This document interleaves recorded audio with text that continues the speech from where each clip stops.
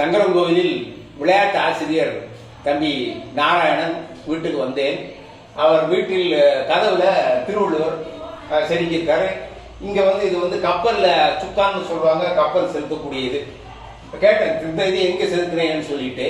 சங்கரங்கோவில் நகரிலே இவ்வளவு சிறப்பாக செய்திருக்கார். பொதுவாக இந்த மறை கல் வேலைகள் செய்வது, அந்த வடிவத்தை கொண்டு வருவது மிகப்பெரிய பாடு.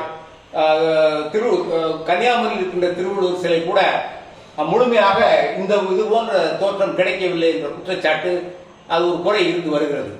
பொதுவாக திருவள்ளுவர் சிலை பலவிதமாக செதுக்குகின்றார்கள்.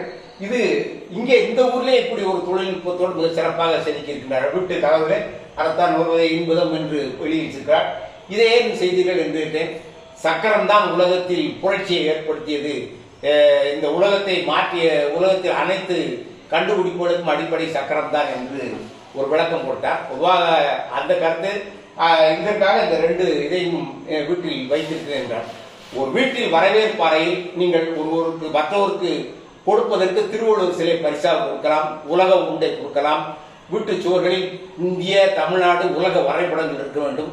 உங்கள் பிள்ளைகளை அனைத்து நாடுகளையும் பெயர்களை மனப்பாடம் செய்ய வைக்க வேண்டும். அவர்களுக்கு நாம் தான் கற்றுத்தர வேண்டும். நன்றி.